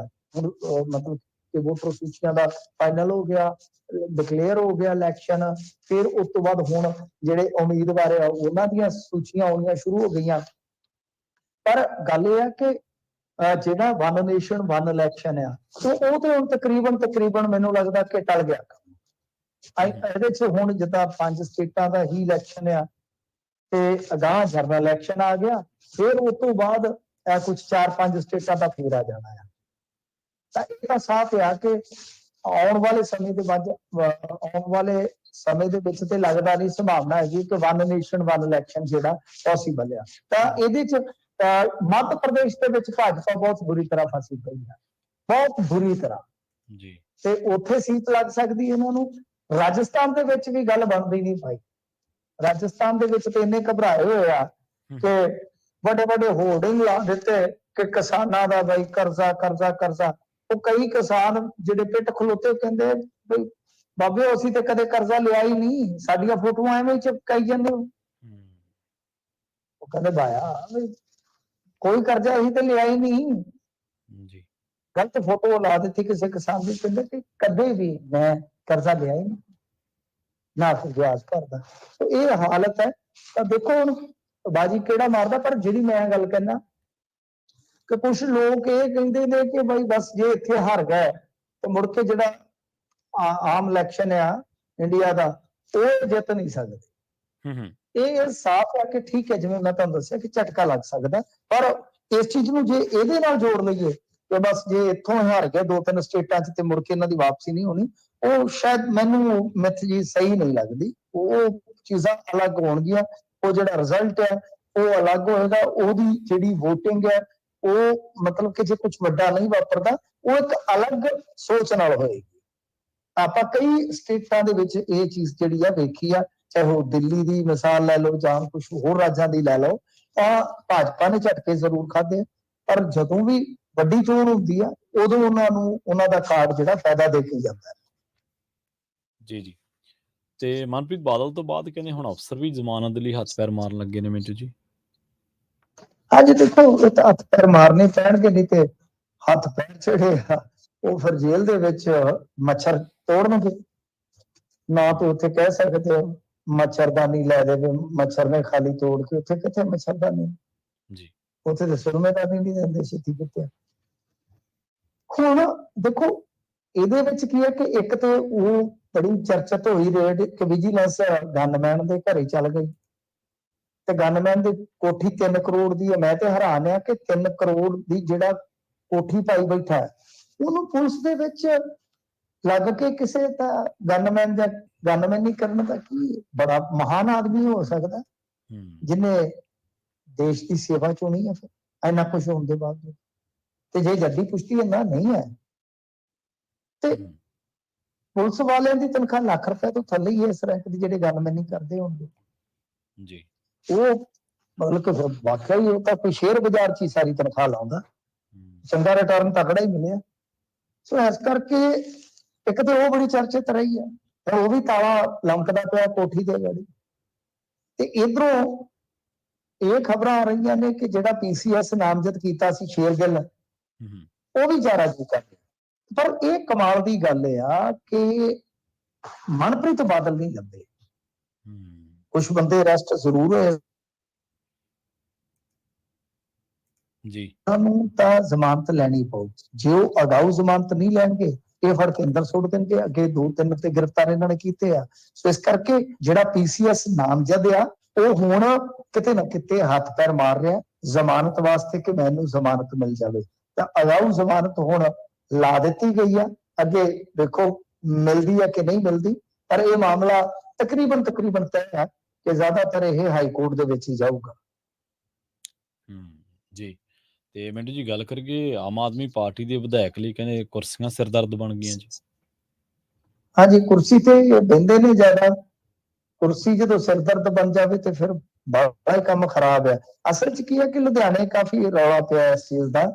ਉੱਥੇ ਦੇ ਇੱਕ ਆਮ ਆਦਮੀ ਪਾਰਟੀ ਦੇ ਆਗੂ ਨੇ ਜਿਹਨੇ ਥੋੜਾ ਸਮਾਂ ਪਹਿਲਾਂ ਪਾਰਟੀ ਜੁਆਇਨ ਕੀਤੀ ਸੀਗੀ, ਉਹ ਕਹਿੰਦਾ ਕਿ ਜੁਆਇਨਿੰਗ ਵੇਲੇ ਮੈਨੂੰ ਆਖਿਆ ਗਿਆ ਕਿ ਤੂੰ ਬਈ 3 ਕੁਰਸੀਆਂ ਲਿਆ ਤਾਂ ਕਿ ਉਹ ਭੇਜੀਏ ਉੱਥੇ ਮੰਤਰੀ ਦੀ ਕੋਠੀ 'ਚ ਚੰਡੀਗੜ੍ਹ, ਥੋੜਾ ਮੰਤਰੀ ਖੁਸ਼ ਹੋ ਜਾਏਗਾ, ਮਗੈਂਬੋ ਖੁਸ਼ ਹੋਆ। ਤਾਂ ਕਹਿੰਦਾ ਕਿ ਮੈਂ ਭਾਈ ਉਹ ਕੁਰਸੀਆਂ ਜਿਹੜੀਆਂ ਉੱਥੇ ਭੇਜੀਆਂ ਨੇ। ਕੁਰਸੀ ਕਿਹੜਾ ਸਸਤੀ ਹੁੰਦੀ ਹੈ, ਉਹ ਕਿਤੇ ਇਹ ਥੋੜੀ ਤੁਸੀਂ ਉਹ ਲੱਕੜ ਦੇ ਪਾਵਿਆਂ ਵਾਲੀ ਕੁਰਸੀ ਸਮਝੋ ਭਲਾ ਜਾਂ ਪਲਾਸਟਿਕ ਜਿਹੀ ਹੁੰਦੀ ਹੈ ਜਿਹੜੀ, ਉਹ ਕੁਰਸੀ ਤੇ ਮਸਾਜ ਵਾਲੀਆਂ ਕੁਰਸੀਆਂ ਦੀ ਗੱਲ ਕਰਦਾ ਪਿਆ। ਉਹ ਕਹਿੰਦਾ ਵੀ 1,45,000 ਦੀ ਆਉਂਦੀ ਹੈ, 3 ਕੁਰਸੀਆਂ ਦੀ ਕੀਮਤ 4,35,000 ਬਣੀ ਆ ਤੇ ਦੇ ਦਿੱਤੇ ਆ। ਤੇ ਦੂਸਰੇ ਪਾਸੇ ਹੁਣ ਜਿਹੜੇ ਵਿਧਾਇਕ ਸਾਹਿਬ ਆ ਉਹ ਇਨਕਾਰ ਕਰਦੇ ਪਏ, ਉਹ ਕਹਿੰਦੇ ਕਿ ਨਹੀਂ ਗੋਗੀ ਜੀ, ਮੈਂ ਇਦਾਂ ਦੇ ਕਰੈਕਟਰ ਦਾ, ਕਹਿੰਦੇ ਇਦਾਂ ਦਾ ਕਰੈਕਟਰ ਢੀਲਾ ਆਪਣਾ ਹੈ ਹੀ ਨਹੀਂ, ਆਪਾਂ ਸਹੀ ਆ। ਮਤਲਬ ਕਿ ਉਹ ਬੰਦਾ ਹੀ ਦੋਸ਼ ਲਾ ਰਿਹਾ ਜਿਹਨੇ ਪਾਰਟੀ ਜੁਆਇਨ ਕੀਤੀ ਆ। ਹੁਣ ਕਿਹੜਾ ਮੰਤਰੀ ਆ, ਕਿਹਦੇ ਕੋਲੋਂ ਕੁਰਸੀਆਂ ਗਈਆਂ, ਇਹਦਾ ਹਾਲੇ ਪਰਦਾ ਰੱਖਿਆ ਗਿਆ। ਦੂਜੀ ਚੀਜ਼ ਜਿਹੜੀ ਆ ਉਹ ਇਹ ਆ ਕਿ ਇੱਕ ਹੋਟਲ ਚਲਾਉਂਦਾ ਬੰਦਾ, ਜਿੱਦਾਂ ਅੱਜ ਕੱਲ ਵੈਬ ਬਣਾਏ ਹੋਏ ਨੇ ਮੁੰਡਿਆਂ ਨੇ ਚੈਨਲ ਚੂਨਲ, ਤੇ ਉਹ ਏਦਾਂ ਚਲਾਉਂਦਾ। ਸਾਡੇ ਨਾਲ ਹੀ ਪ੍ਰਿੰਟ ਨੇ ਕੰਮ ਕੀਤਾ, ਉਹਨੇ ਇਸ ਮੁੱਦੇ ਨੂੰ ਜ਼ੋਰ ਸ਼ੋਰ ਨਾਲ ਚੁੱਕਿਆ। ਉਹ ਮੁੰਡੇ ਨੇ ਇੰਦਰਪਾਲ ਉਹਦਾ ਨਾਮ ਹੈ, ਉਹਨੂੰ ਧਮਕੀਆਂ ਆਉਣੀਆਂ ਸ਼ੁਰੂ ਤੇ ਇਹ ਵੀ ਨੇਤਾ ਕਹਿੰਦਾ ਆ, ਕਹਿੰਦਾ ਮੇਰੇ ਤੇ ਦਬਾਅ ਪਾਇਆ ਜਾ ਰਿਹਾ ਵਾ ਕਿ ਤੂੰ ਇੱਕ ਪੋਸਟ ਪਾ ਜਿਹਦੇ ਚ ਇਹ ਆਖ ਕਿ ਮੈਂ ਤੋਂ ਗਲਤੀ ਨਾਲ ਨਾਂ ਲੈ ਵਿਧਾਇਕ ਦਾ। ਸੋ ਆਹ ਕੁਛ ਚੱਲਦਾ ਪਿਆ, ਤਾਂ ਕਰਕੇ ਉਹ ਕੁਰਸੀਆਂ ਹੁਣ ਇਹਨਾਂ ਵਾਸਤੇ ਯੱਬ ਦਾ ਸਬੱਬ ਬਣੀਆਂ, ਕਿਉਂਕਿ ਦੋਸ਼ ਕੋਈ ਹੋਰ ਨਹੀਂ ਲਾ ਰਿਹਾ, ਹੋਰ ਕੋਈ ਲਾਵੇ, ਹੋਰ ਕੋਈ ਗੱਲ ਕਰੇ ਤੇ ਇਹਨਾਂ ਦੇ ਸਮਰਥਕਾਂ ਨੂੰ ਬਈ ਬਹੁਤ ਜ਼ਿਆਦਾ ਚੜ੍ਹ ਮੱਚਦੀ ਆ। ਪਰ ਇੱਥੇ ਜਦੋਂ ਇਹਨਾਂ ਦੇ ਆਪਣੇ ਬੰਦੇ ਇਸ ਤਰ੍ਹਾਂ ਦੇ ਦੋਸ਼ ਲਾਉਂਦੇ ਆ ਤੇ ਫਿਰ ਤਾਂ ਇਹ ਵੀ ਡੁੰਨੇ ਵੱਟੇ ਜੇ ਬਣ ਜਾਂਦੇ ਨੇ। ਕਰੀਏ ਕੀ ਹੁਣ, ਕੀ ਸਫਾਈ ਦੇਈਏ? ਇਸ ਕਰਕੇ ਇਹ ਦੋਸ਼ ਜਿਹੜਾ ਉਹ ਪਾਰਟੀ ਦੇ ਉਸ ਨੇਤਾ ਨੇ ਲਾਇਆ ਜਿਹਨੂੰ ਇਹਨਾਂ ਨੇ ਬੜੇ ਸ਼ੌਂਕ ਦੇ ਨਾਲ ਹਾਲ ਦੇ ਸਮੇਂ ਦੇ ਵਿੱਚ ਇਹਨਾਂ ਪਾਰਟੀ ਜੁਆਇਨ ਕਰਵਾਈ ਸੀ ਜੀ। ਤੇ ਇਜਲਾਸ ਨੂੰ ਲੈ ਕੇ ਇੱਕ ਵਾਰੀ ਫੇਰ ਮਾਮਲਾ ਫਸ ਗਿਆ ਮਿੰਟੂ ਜੀ। ਦੇਖੋ, ਤੁਹਾਨੂੰ ਯਾਦ ਹੋਣਾ ਹੈ ਕਿ ਆਮ ਆਦਮੀ ਪਾਰਟੀ ਦੀ ਸਰਕਾਰ ਤੇ ਜਦੋਂ ਤੋਂ ਰਾਜਪਾਲ ਦਾ ਇਹ ਚੱਲਦਾ ਪਿਆ ਘਮਸਾਨ, ਉਹਦੇ ਵਿੱਚ ਉਹਨਾਂ ਨੇ ਬਹੁਤ ਵਾਰੀ ਇਹ ਗੱਲ ਆਖੀ ਆ ਕਿ ਇਜਲਾਸ ਜਿਹੜਾ ਇਹਨਾਂ ਨੇ ਸੱਦਿਆ ਸੀਗਾ ਸਪੈਸ਼ਲ ਇਜਲਾਸ, ਕਿ ਉਹ ਬਈ ਗੈਰ ਸੰਵਿਧਾਨਕ ਹੈ। ਤੁਹਾਨੂੰ ਯਾਦ ਹੋਣਾ ਘੱਟੋ ਘੱਟ 2-3 ਵਾਰੀ ਕਿਹਾ ਰਾਜਪਾਲ ਨੇ। ਹੁਣ ਇਜਲਾਸ ਜਿਹੜਾ ਹੈ ਉਹ ਇਹਨਾਂ ਨੇ ਉਲੀਕ ਲਿਆ ਕਿ ਇੱਕ ਵਾਰੀ ਫੇਰ ਸੱਦਿਆ ਜਾਊਗਾ। ਇਜਲਾਸ ਸ਼ਾਇਦ ਇਸ ਹਫ਼ਤੇ ਜਿਹੜਾ ਬੁਲਾਇਆ ਜਾ ਸਕਦਾ ਹੈ ਜੀ। ਇਹ ਸਾਫ਼ ਹੈ, ਸਪਸ਼ਟ ਆ, ਉਹ ਇਹਨਾਂ ਨੇ ਬੁਲਾਉਣਾ ਹੀ ਬੁਲਾਉਣਾ। ਹੁਣ ਉਹਦੇ ਚ ਇੱਕ ਜਿਹੜਾ ਪੇਚ ਫਸੇਗਾ, ਉਹ ਪੇਚ ਤੇ ਇਹੋ ਹੀ ਫਸੇਗਾ ਨਾ ਕਿ ਜਿਹੜਾ ਬਈ ਹੈਡ ਆਫ ਦਾ ਸਟੇਟ ਹੈ ਉਹ ਕਹਿੰਦਾ ਕਿ ਇਹ ਗੈਰ ਸੰਵਿਧਾਨਕ ਆ। ਜੇ ਉਹ ਗੈਰ ਸੰਵਿਧਾਨਕ ਆ ਤੇ ਜਿਹੜਾ ਆ ਅਗਲਾ ਇਜਲਾਸ ਸੱਦਿਆ ਜਾਊਗਾ ਵੀ ਇਹਦੇ ਚ SYL ਨੂੰ ਲੈ ਕੇ ਕੋਈ ਫੈਸਲਾ ਹੋਵੇ ਜਾਂ ਕੋਈ ਹੋਰ, ਤਾਂ ਫਿਰ ਉਹ ਸੰਵਿਧਾਨਕ ਕਿੱਦਾਂ ਬਣ ਜਾਏ? ਸਵਾਲ ਤੇ ਵੱਡਾ ਇਹ ਹੈ ਨਾ ਜੀ, ਕਿਉਂਕਿ ਇਹਦੇ ਵਿੱਚ ਅੜਿੱਕਾ ਇਹੀ ਹੈ ਨਾ ਕਿ ਸ਼ਬਦ ਇਸਤੇਮਾਲ ਕੀਤਾ ਜਾਂਦਾ ਹੁੰਦਾ ਹੈ ਪ੍ਰੋਰੋਗੇਸ਼ਨ। ਪਿਛਲੇ ਸੈਸ਼ਨ ਨੂੰ ਜੇ ਉਹ ਗੈਰ ਕਾਨੂੰਨੀ ਸੀਗੇ, ਮੰਨ ਲਓ 1 ਜਾਂ 2 ਹੈ, ਤਾਂ ਹੁਣ ਬਿਨਾਂ ਪ੍ਰੋਰੋਗੇਸ਼ਨ ਦੇ ਕਿਵੇਂ ਕਾਨੂੰਨੀ ਸੈਸ਼ਨ ਬਣ ਸਕਦਾ? ਮੈਨੂੰ ਦੱਸੋ। ਤੇ ਆਪਣੇ ਆਪ ਦੇ ਵਿੱਚ ਇੱਕ ਬਹੁਤ ਵੱਡਾ ਕਹਿ ਲਓ ਕਿ ਅੜਿੱਕਾ ਹੈ ਨਾ। ਤੇ ਜੇ ਫੈਸਲੇ ਲੈ ਜਾਂਦੇ, ਇਹਦਾ ਮਤਲਬ ਇਹ ਆ ਕਿ ਫਰਜ਼ ਕਰੋ ਪੰਜਾਬ ਕੋਈ ਬਿੱਲ ਲੈ ਕੇ ਆਉਂਦਾ ਹੈ, SYL ਨਾਲ ਜੁੜਿਆ ਮਤਾ ਲੈ ਕੇ ਆਉਂਦਾ, ਤਾਂ ਕੀ ਉਹ ਸਾਰਾ ਕੁਝ ਜਿਹੜਾ ਹੈ ਉਹ ਰਾਜਪਾਲ ਫੇਰ ਰੱਖ ਲੈਣਗੇ ਆਪਣੇ ਕੋਲ?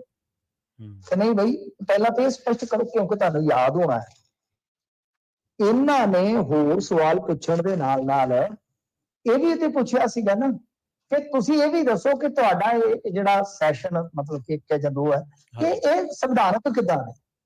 ਤੇ ਹੁਣ ਤੱਕ ਪੰਜਾਬ ਸਰਕਾਰ ਨੇ ਇਹਦਾ ਜਵਾਬ ਨਹੀਂ ਦਿੱਤਾ। ਇਹ ਜ਼ਰੂਰ ਕਹਿੰਦੇ ਨੇ, ਕਈ ਵਾਰ ਤੁਸੀਂ ਵੇਖਿਆ ਹੋਣਾ, ਖੁਦ ਕਹਿੰਦੇ ਨਜ਼ਰ ਆਉਂਦੇ ਨੇ ਮੁੱਖ ਮੰਤਰੀ ਸਾਹਿਬ ਕਿ ਨਹੀਂ ਜੀ, ਮੈਂ ਤਾਂ ਮੈਨੂੰ ਤੇ ਇਹਨਾਂ ਨੇ ਬਜਟ ਤਾਂ ਵੀ ਅਲਾਉ ਨਹੀਂ ਸੀ ਕੀਤਾ ਤੇ ਮੈਂ ਸੁਪਰੀਮ ਕੋਰਟ ਚ ਗਿਆ ਸੀ। ਤਾਂ ਹੁਣ ਇਹ ਆਪਣੇ ਆਪ ਦੇ ਵਿੱਚ ਇੱਕ ਕਾਫੀ ਵੱਡਾ ਕਹਿ ਲਓ ਕਿ ਮਸਲਾ ਹੈ ਕਿ ਬਈ ਕਿਸ ਤਰ੍ਹਾਂ ਇਹ ਜਦੋਂ ਸਰਕਾਰੀ ਤੇ ਗੈਰ ਸਰਕਾਰੀ ਕੰਮਕਾਜ ਖਤਮ ਹੋ ਜਾਂਦਾ ਹੈ, ਉਸ ਤੋਂ ਬਾਅਦ ਸਦਨ ਦੀ ਕਾਰਵਾਈ ਨੂੰ ਮੁਅੱਤਲ ਕਰਦੇ ਹੋਏ ਪ੍ਰੋਰੋਗੇਸ਼ਨ ਲਈ ਰਾਜਪਾਲ ਕੋਲ ਜਿਹੜੀ ਫਾਈਲ ਭੇਜੀ ਜਾਂਦੀ ਹੈ, ਰਾਜਪਾਲ ਦੀ ਇਜਾਜ਼ਤ ਨਾ ਮਿਲਣ ਕਰਕੇ ਪ੍ਰੋਰੋਗੇਸ਼ਨ ਨਹੀਂ ਹੁੰਦੀ, ਤਾਂ ਉਸ ਸਮੇਂ ਤੱਕ ਸਰਕਾਰ ਜਦੋਂ ਮਰਜ਼ੀ ਵਿਧਾਨ ਸਭਾ ਦੀ ਬੈਠਕ ਨੂੰ ਬਿਨਾਂ ਰਾਜਪਾਲ ਦੀ ਇਜਾਜ਼ਤ ਤੋਂ ਸੱਦ ਸਕਦੀ ਹੈ। ਮਤਲਬ ਕਿ ਇਹੀ ਹੈ ਕਿ ਜੇ ਉਹ ਚੱਲਦਾ ਰਹਿੰਦਾ ਹੈ, ਮੁਅੱਤਲ ਨਹੀਂ ਹੁੰਦਾ, ਤਾਂ ਉਹ ਜਿੰਨਾ ਵਾਰੀ ਮਰਜ਼ੀ ਇਜਲਾਸ ਸੱਦ ਸਕਦਾ। ਇਹ ਆਪਣੇ ਆਪ ਦੇ ਵਿੱਚ ਇੱਕ ਤਰ੍ਹਾਂ ਦਾ ਸਿਸਟਮ ਹੁੰਦਾ। ਪਰ ਜੇ ਉਹ ਰਾਜਪਾਲ ਦੀ ਨਿਗਾਹ ਦੇ ਵਿੱਚ ਗੈਰ ਸੰਵਿਧਾਨਕ ਆ, ਤਾਂ ਹੁਣ ਇਹ ਕਿਵੇਂ ਸੰਵਿਧਾਨਕ ਹੋਏਗਾ? ਇਹਦੇ ਤੇ ਪੇਚ ਹੈ। ਜੀ। ਇੱਕ ਰੌਲਾ ਮਿੰਟ ਜੀ ਇਹ ਵੀ ਪੈ ਗਿਆ ਸੀ ਨਾ ਪਿੱਛੇ ਜੇ ਜਦੋਂ ਇਹਨਾਂ ਨੇ ਇਜਲਾਸ ਉਠਾਇਆ ਤਾਂ ਉਹਦੀ ਜਿਹੜੀ ਪ੍ਰਕਿਰਿਆ ਸੀ ਉਹ ਸਹੀ ਨਹੀਂ ਸੀ ਜਾਂ ਉਹਦਾ ਪਾਲਣ ਨਹੀਂ ਕੀਤਾ ਗਿਆ ਜੋ ਕਨਸਟੀਟਿਊਸ਼ਨਲੀ ਬਣੀ ਹੋਈ ਹੈ। ਇਹ ਉਹੀ ਪ੍ਰੋਰੋਗੇਸ਼ਨ ਹੀ ਹੁੰਦੀ ਹੈ ਨਾ। ਕਿ ਜੋ ਉਹੀ ਤੁਸੀਂ ਹੈ। ਉਠਾਉਣੇ ਹੋ ਇਜਲਾਸ ਮਤਲਬ ਕਿ ਜੇ ਤਾਂ ਇੱਕ ਆਪਾਂ ਜਿੱਦਾਂ ਕਹਿ ਲਈਏ ਵੀ ਪੱਕੇ ਤੌਰ ਤੇ ਕਹਿੰਦਾ ਵੀ ਚੁੱਕਦਾ, ਜੀ ਜੀ ਤਾਂ ਜਦੋਂ ਦੁਬਾਰਾ ਸੱਦਿਆ ਜਾਏਗਾ ਫਿਰ ਰਾਜਪਾਲ ਦੀ ਪ੍ਰਵਾਨਗੀ ਤੋਂ ਸੱਦਿਆ ਜਾਏਗਾ। ਹੂੰ ਤੇ ਜੇ ਮੰਨ ਲਓ ਇਦਾਂ ਵੀ ਮੁਅੱਤਲ ਕੀਤਾ, ਮੁਅੱਤਲ ਨਹੀਂ ਹੋਇਆ ਹਾਲ ਦੀ ਘੜੀ, ਜੀ ਤੇ ਉਹਦੇ ਵਿੱਚ ਮਤਲਬ ਕਿ ਉਸ ਪੀਰੀਅਡ ਦੇ ਦੌਰਾਨ ਜਿੰਨੇ ਵਾਰੀ ਮਰਜ਼ੀ ਇਜਲਾਸ ਸੱਦ ਸਕਦਾ, ਜਿਵੇਂ ਦਿੱਲੀ 'ਚ ਇਹ ਕਰਦੇ ਆ। ਦਿੱਲੀ 'ਚ ਇਹਨਾਂ ਨੂੰ ਇਜਾਜ਼ਤ ਲੈਣੀ ਪੈਂਦੀ ਆ ਐਲਜੀ ਤੋਂ, ਉਹਦੇ ਕਰਕੇ ਇਹ ਫਿਰ ਉਸੇ ਤਰ੍ਹਾਂ ਹੀ ਚੱਲੀ ਆਉਂਦੇ, ਜਿਵੇਂ ਮੈਂ ਤੁਹਾਨੂੰ ਦੱਸਿਆ ਪ੍ਰੋਰੋਗੇਸ਼ਨ ਵਾਲਾ ਸਿਸਟਮ ਹੁੰਦਾ ਨਾ ਜਿਹੜਾ, ਉਹ ਉਸੇ ਚੱਕਰ 'ਚ ਫਿਰ ਤੁਰੇ ਆਉਂਦੇ। ਜੀ ਜੀ ਮਿੰਟੂ ਜੀ, ਇਹਨਾਂ ਖਾਸ ਖਬਰਾਂ ਨੂੰ ਲੈ ਕੇ ਖਾਸ ਜਾਣਕਾਰੀਆਂ ਦੇਣ ਦੇ ਲਈ ਤੁਹਾਡਾ ਬਹੁਤ ਬਹੁਤ ਧੰਨਵਾਦ ਜੀ। ਜੀ ਪ੍ਰੋਗਰਾਮ ਖਬਰ ਤੇ ਨਜ਼ਰ ਦੇ ਪਹਿਲੇ ਹਿੱਸੇ ਦੇ ਵਿੱਚ ਆਪਣੇ ਨਾਲ ਜੁੜੇ ਸਨ ਮਿੰਟੂ ਗੁਰਸਰੀਆ ਜੀ, ਜਿਨ੍ਹਾਂ ਦੇ ਨਾਲ ਆਪਾਂ ਕਈ ਅਹਿਮ ਖਬਰਾਂ ਨੂੰ ਲੈ ਕੇ ਚਰਚਾ ਕੀਤੀ ਹੈ। ਵੇਲਾ ਹੋ ਗਿਆ ਇੱਕ ਬ੍ਰੇਕ ਦੇ ਲਈ ਰੁਕਣ ਦਾ। ਖਬਰਾਂ ਹਾਲੇ ਹੋਰ ਵੀ ਨੇ ਜਿਨ੍ਹਾਂ ਤੇ ਚਰਚਾ ਕਰਾਂਗੇ। ਅਕਸਰ ਹੀ ਜਿਵੇਂ ਹੁਣ ਇਜ਼ਰਾਈਲ ਤੇ ਜਿਹੜਾ ਹਮਾਸ ਆ ਉਹਦੀ ਚਰਚਾ ਬਹੁਤ ਹੈ, ਤਾਂ ਆਪਾਂ ਜਾਣਨ ਦੀ ਕੋਸ਼ਿਸ਼ ਕਰਾਂਗੇ ਕਿ ਇਜ਼ਰਾਈਲ ਤੇ ਹਮਾਸ ਦਾ ਜਿਹੜਾ ਇਹ ਟਸਲ ਹੈ ਕਦੋਂ ਸ਼ੁਰੂ ਹੋਈ ਸੀ, ਤੇ ਹਮਾਸ ਦੇ ਬਾਰੇ ਆਪਾਂ ਇਹ ਦੇਖਿਆ ਕਿ ਜਿਹੜੇ ਮੀਡੀਆ ਸਾਡੇ ਅਦਾਰੇ ਨੇ ਉਹ ਆਪੋ ਆਪਣੇ ਢੰਗ ਤਰੀਕੇ ਦੇ ਨਾਲ ਹਮਾਸ ਦੇ ਬਾਰੇ ਲਿਖਦੇ ਨੇ। ਇਹ ਗੱਲ ਵੱਖਰੀ ਹੈ ਕਿ ਹਮਾਸ ਨੂੰ ਬਹੁਤ ਸਾਰੀਆਂ ਜਿਹੜੀਆਂ ਇਜ਼ਰਾਈਲ ਹੈ ਜਾਂ ਅਮਰੀਕਾ ਹੈ ਜਾਂ ਯੂਰਪੀ ਯੂਨੀਅਨ ਹੈ ਜਾਂ ਯੂਕੇ ਹੈ, ਇਹਨਾਂ ਨੇ ਅੱਤਵਾਦੀ ਗਰੁੱਪ ਕਰਾਰ ਦਿੱਤਾ ਹੋਇਆ ਹਮਾਸ ਨੂੰ। ਪਰ ਬਹੁਤ ਘੱਟ ਲੋਕ ਸ਼ਾਇਦ ਇਹ ਜਾਣਦੇ ਹੋਣਗੇ ਕਿ ਜਿਹੜਾ ਹਮਾਸ ਹੈ ਇਹ ਅਰਬ ਸੰਸਾਰ ਦਾ ਪਹਿਲਾ ਇਸਲਾਮਿਕ ਗਰੁੱਪ ਹੈ ਜਿਨੇ ਬੈਲਟ ਬਾਕਸ ਦੇ ਰਾਹੀਂ ਚੋਣਾਂ ਜਿੱਤੀਆਂ ਹੋਈਆਂ ਨੇ। ਸੋ ਹੋਰ ਵੀ ਇਹ ਸ਼ੁਰੂਆਤ ਕਿੱਥੋਂ ਹੁੰਦੀ ਹੈ, ਅੱਜ ਕੱਲ੍ਹ ਇਹਦੀ ਚਰਚਾ ਕਿਉਂ ਹੋ ਰਹੀ ਹੈ, ਕਿਉਂ ਇਹ ਜੰਗ ਛਿੜ ਰਹੀ ਹੈ। ਜਿਵੇਂ ਪਹਿਲੇ ਹਿੱਸੇ ਦੇ ਵਿੱਚ ਆਪਾਂ ਜ਼ਿਕਰ ਕੀਤਾ ਕਿ ਕਿਤੇ ਈਸਾਈ ਵਰਸਸ ਮੁਸਲਿਮ ਭਾਈਚਾਰੇ ਦੇ ਨਾਲ ਜਾਂ ਈਸਾਈ ਭਾਈਚਾਰੇ ਦਾ ਆਪਸੀ ਟਕਰਾਅ ਤਾਂ ਨਹੀਂ ਬਣ ਜਾਊਗਾ। ਨਹੀਂ, ਇਹਦੇ ਪਿੱਛੇ ਕੁਝ ਗੱਲਾਂ ਹੋਰ ਹੋ ਸਕਦੀਆਂ ਨੇ। ਜੀਓਪੋਲਿਟਿਕਸ ਇੱਕ ਬਹੁਤ ਵੱਡਾ ਰੋਲ ਹੋ ਸਕਦੀ ਹੈ, ਪਰ ਕੁਛ ਹੋਰ ਜਿਹੜੀਆਂ ਜਾਣਕਾਰੀਆਂ ਨੇ ਈਅਰ ਵਾਈਜ਼ ਉਹ ਜਾਣਨੀਆਂ ਬੇਹੱਦ ਜ਼ਰੂਰੀ ਨੇ। ਆਪਾਂ ਸਾਂਝੀਆਂ ਕਰਦੇ ਹਾਂ ਇੱਕ ਬ੍ਰੇਕ ਤੋਂ ਬਾਅਦ। ਜੁੜੇ ਰਹੋ ਪੰਜਾਬੀ ਰੇਡੀਓ USA ਦੇ ਨਾਲ।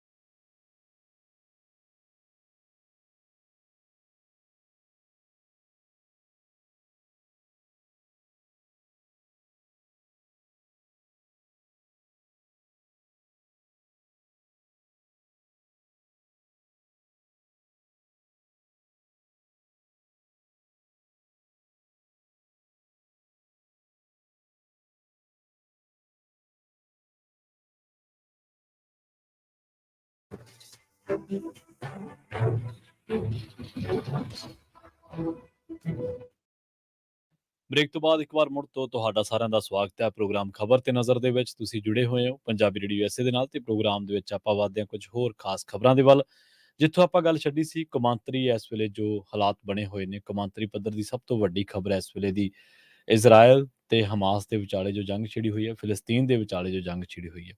ਲੰਘੇ ਦਿਨੀ ਤੁਹਾਡੇ ਸੋਸ਼ਲ ਮੀਡੀਆ ਅਕਾਊਂਟਸ ਤੇ ਇੱਕ ਵੀਡੀਓ ਤੁਸੀਂ ਜ਼ਰੂਰ ਦੇਖੀ ਹੋਣੀ ਹੈ ਕਿ ਇੱਕ ਨੌਜਵਾਨ ਮੁਟਿਆਰ ਨੂੰ ਜਿਹੜੇ ਫਿਲਸਤੀਨ ਦੇ ਵਿੱਚ ਖਾਸ ਕਰਕੇ ਹਮਾਸ ਦੇ ਜਿਹੜੇ ਲੜਾਕੇ ਨੇ, ਉਹਨਾਂ ਨੇ ਇੱਕ ਕੁੜੀ ਨੂੰ ਅਗਵਾ ਕੀਤਾ ਹੋਇਆ ਤੇ ਬੜੇ ਗੈਰ ਇਨਸਾਨੀਅਤ ਤਰੀਕੇ ਦੇ ਨਾਲ ਉਹਨੂੰ ਘੁਮਾਇਆ ਜਾ ਰਿਹਾ। ਪਿਕਅਪ ਟਰੱਕ ਦੇ ਪਿੱਛੇ ਪਹਿਲਾਂ ਲੱਦਿਆ, ਫਿਰ ਉਹਨੂੰ ਗਲੀਆਂ ਦੇ ਵਿੱਚ ਘੁਮਾਇਆ ਇਸ ਤਰ੍ਹਾਂ।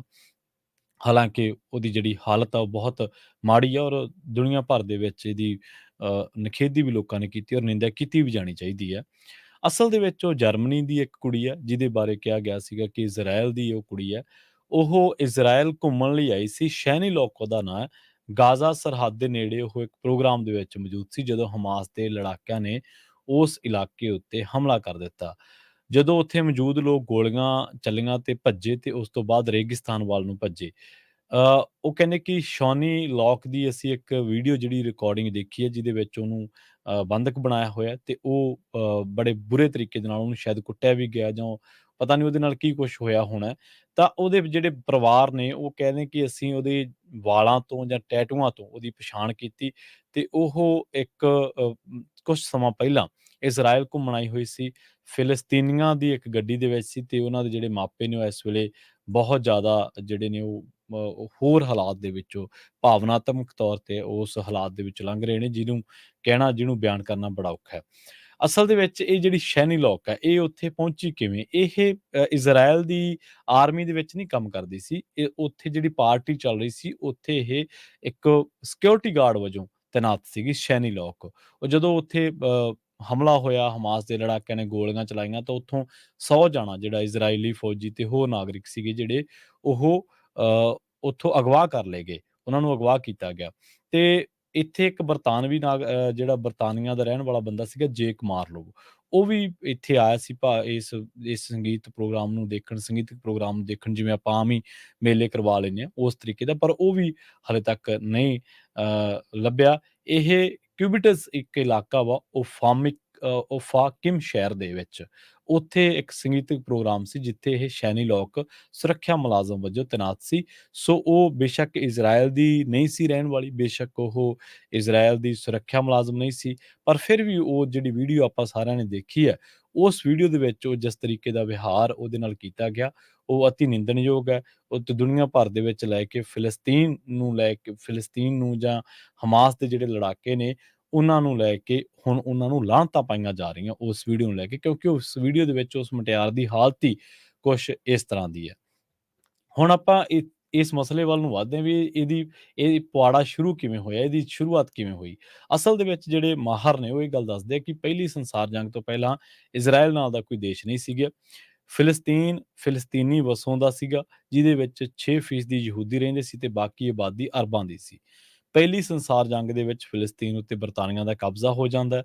ਬਰਤਾਨਵੀ ਸਾਮਰਾਜ ਦੀ ਹਰ ਥਾਂ ਉੱਤੇ ਪਾੜੋ ਤੇ ਰਾਜ ਕਰੋ ਦੀ ਨੀਤੀ ਰਹੀ ਹੈ, ਤੇ ਉਹ ਜਿਸ ਵੀ ਦੇਸ਼ ਦੇ ਵਿੱਚੋਂ ਨਿਕਲੇ ਨੇ ਤਾਂ ਉੱਥੇ ਕੋਈ ਨਾ ਕੋਈ ਪੁਆੜਾ ਖੜਾ ਕਰਕੇ ਨਿਕਲੇ ਨੇ। ਫਿਲਸਤੀਨ ਉੱਤੇ ਕਬਜ਼ੇ ਤੋਂ ਬਾਅਦ ਉਹਨਾਂ ਯੂਰਪ ਦੇ ਵਿੱਚੋਂ ਯਹੂਦੀ ਆਬਾਦੀ ਨੂੰ ਕੱਢ ਕੇ ਤੇ ਫਿਲਸਤੀਨ ਦੇ ਵਿੱਚ ਵਸਾਉਣਾ ਸ਼ੁਰੂ ਕਰ ਦਿੱਤਾ ਸੀਗਾ। ਦੂਜੀ ਸੰਸਾਰ ਜੰਗ ਦੇ ਵਿੱਚ ਹਿਟਲਰ ਵੱਲੋਂ ਯਹੂਦੀਆਂ ਦੇ ਨਸਲ ਘਾਤ ਕਰਕੇ ਯਹੂਦੀ ਫਿਲਸਤੀਨ ਦੇ ਵਿੱਚ ਵੱਡੀ ਗਿਣਤੀ ਆਉਣੇ ਸ਼ੁਰੂ ਹੋ ਗਏ ਸੀਗੇ। ਇਸ ਦਾ ਇੱਕ ਕਾਰਨ ਇਹ ਵੀ ਸੀਗਾ ਕਿ ਜਿਹੜੇ ਯਹੂਦੀ ਸੀ ਉਹ ਯਰੂਸ਼ਲਮ ਨੂੰ ਮੁਸਲਮਾਨਾਂ ਵਾਂਗ ਹੀ ਆਪਣਾ ਪਵਿੱਤਰ ਸ਼ਹਿਰ ਮੰਨਦੇ ਸੀਗੇ। ਹੁਣ ਉਸ ਤੋਂ ਬਾਅਦ ਦੇਸ਼ ਬਦਲ ਹੋਏ ਫਿਲਸਤੀਨੀ ਆਪਣੀ ਆਜ਼ਾਦੀ ਦੇ ਲਈ ਲਗਾਤਾਰ ਲੜਦੇ ਰਹੇ। 29 ਨਵੰਬਰ 1947 ਨੂੰ ਸੰਯੁਕਤ ਰਾਸ਼ਟਰ ਨੇ ਇੱਕ ਮਤੇ ਰਾਹੀਂ ਬਰਤਾਨਵੀ ਸ਼ਾਸਨ ਅਧੀਨ ਫਿਲਸਤੀਨ ਨੂੰ ਦੋ ਹਿੱਸਿਆਂ ਦੇ ਵਿੱਚ ਵੰਡਿਆ, ਤੇ ਅਗਲੇ ਹੀ ਸਾਲ 14 ਮਈ 1948 ਨੂੰ ਇਜ਼ਰਾਈਲ ਨੇ ਆਪਣੀ ਆਜ਼ਾਦੀ ਦਾ ਐਲਾਨ ਕਰ ਦਿੱਤਾ। ਇਸ ਦੇ ਨਾਲ ਹੀ ਅਰਬਾਂ ਦੇਸ਼ਾਂ ਨੇ ਹਮਲਾ ਕਰ ਦਿੱਤਾ, ਤੇ 1 ਸਾਲ ਲੰਮੀ ਲੜਾਈ ਤੋਂ ਬਾਅਦ ਅਰਬ ਦੀ ਹਾਰ ਹੁੰਦੀ ਹੈ, ਤੇ ਉਸ ਤੋਂ ਬਾਅਦ ਇਹ 3 ਹਿੱਸੇ ਬਣਦੇ ਆ: ਇਜ਼ਰਾਈਲ, ਵੈਸਟ ਬੈਂਕ ਤੇ ਗਾਜ਼ਾ ਪੱਟੀ। ਯਰੂਸ਼ਲਮ ਨੂੰ ਸੰਯੁਕਤ ਰਾਸ਼ਟਰ ਦੇ ਅਧੀਨ ਰੱਖਿਆ ਗਿਆ। ਇਸ ਵੰਡ ਦੇ ਅਧੀਨ ਵੈਸਟ ਬੈਂਕ ਤੇ ਗਾਜ਼ਾ ਪੱਟੀ ਫਿਲਸਤੀਨੀਆਂ ਨੂੰ, ਤੇ ਬਾਕੀ ਦੇਸ਼ ਇਜ਼ਰਾਈਲ ਯਹੂਦੀਆਂ ਨੂੰ ਦੇ ਦਿੱਤਾ ਗਿਆ।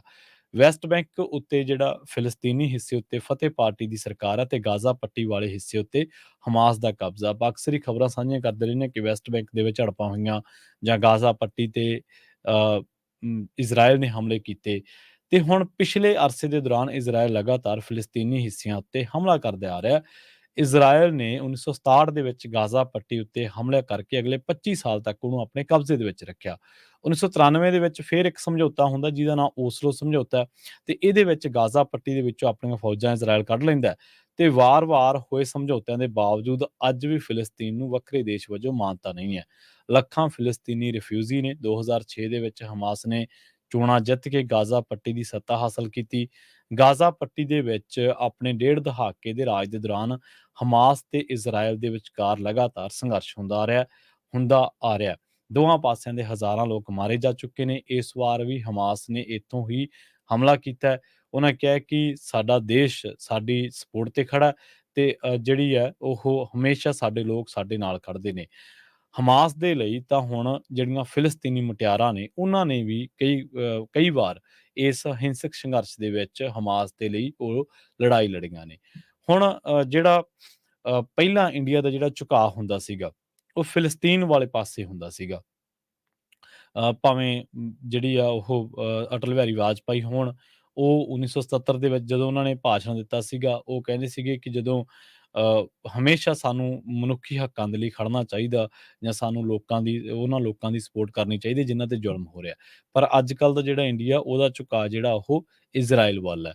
ਸੋ ਹੁਣ ਇਜ਼ਰਾਈਲ ਨੂੰ ਜੋ ਉੱਥੇ ਚਾਹੀਦੀ ਹੈ ਮਦਦ ਇੰਟੈਲੀਜੈਂਸ ਦੇ ਤੌਰ ਤੇ ਜਾਂ ਹੋਰ, ਉਹ ਵੀ ਕਈ ਜਿਹੜੇ ਦੇਸ਼ ਨੇ ਉਹਨੂੰ ਦੇ ਰਹੇ ਨੇ।